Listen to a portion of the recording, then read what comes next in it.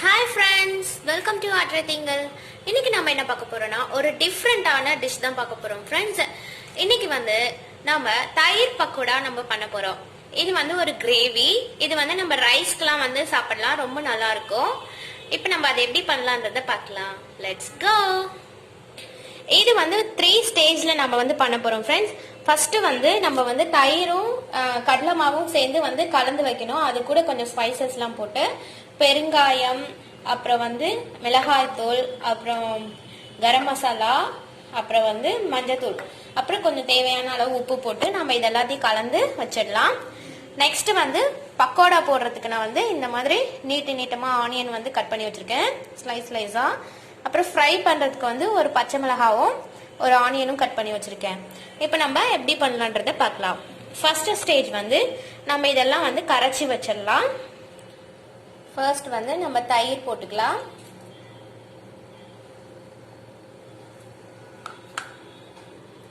அடுத்து மஞ்சத்தூள், கரம் மசாலா, மிளகாய் தூள், கொஞ்சம் பெருங்காயம்.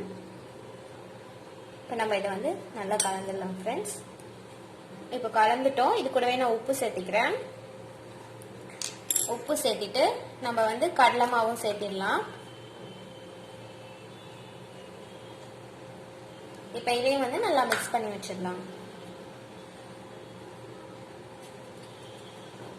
இப்போ நான் இதில் 3 கப் தண்ணி சேர்த்திடலாம் ஃப்ரெண்ட்ஸ். நம்ம இதை நல்லா தண்ணியா மிக்ஸ் பண்ணி வச்சிடலாம்.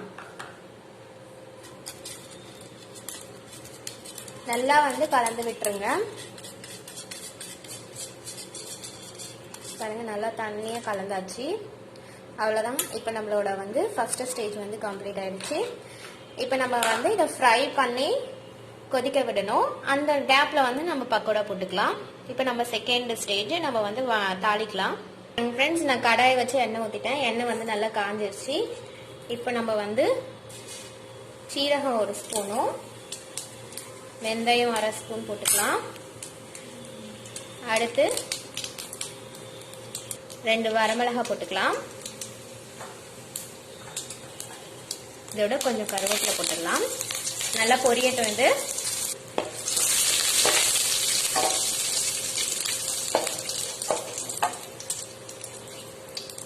இப்போ நான் இது கூடவே கொஞ்சம் பெருங்காயம் போட்டுக்கிறேன்.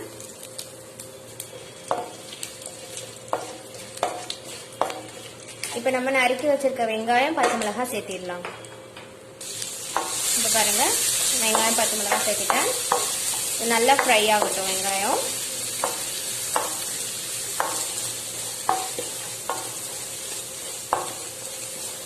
இப்போ வெங்காயம் நல்லா வணங்கிடுச்சு ஃப்ரெண்ட்ஸ். இப்போ நம்ம கரைச்சி வச்சிருக்க இந்த மோர் இதை ஊற்றிடலாம். மோர் கடலை மாவை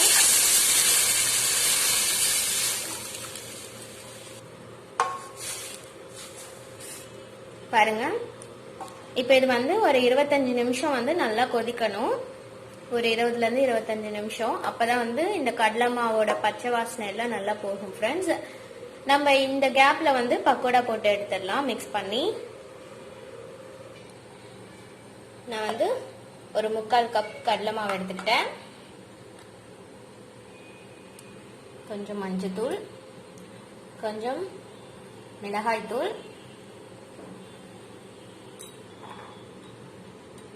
கொஞ்சம் நான் கரம் மசாலா சேர்த்துக்கிறேன் ஃப்ரெண்ட்ஸ். அப்புறம் இல்லை கொஞ்சம் பெருங்காயம்,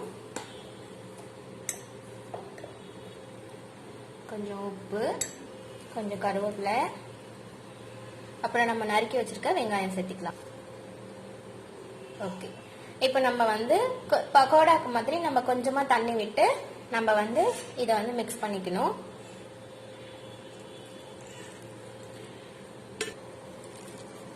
பாருங்க, இந்த மாதிரி நம்ம பக்கோடா போடுறதுக்கு மிக்ஸ் பண்ணி வச்சிடலாம்.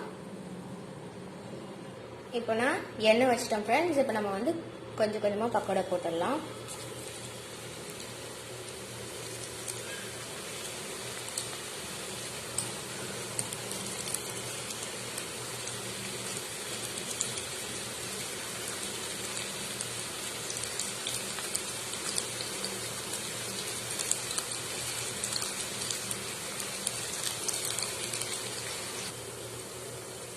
அப்படியே பாருங்க குழம்பு வந்து கொதிச்சிட்டு இருக்கு.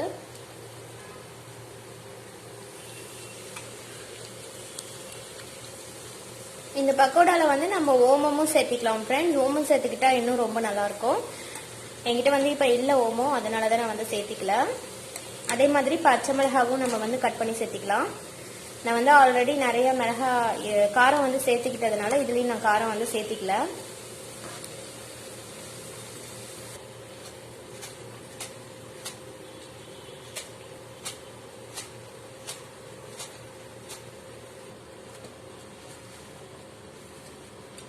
நம்ம பக்கோடா வந்து ரெடி பண்ணிட்டோம்.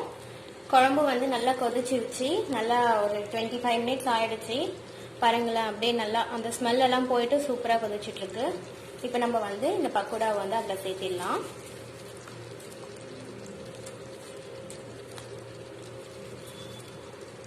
கலரே பாருங்க சூப்பரா இருக்கு.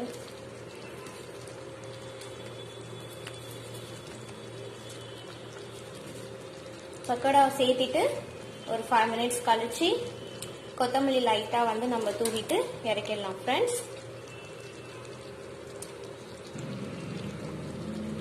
பாருங்க பக்கோடாவை வந்து நம்ம இதுல சேர்த்திட்டோம். அப்படியே கிளறி விடுங்க லைட்டா. பக்கோடா ஃபுல்லா வந்து உள்ள போகட்டும்.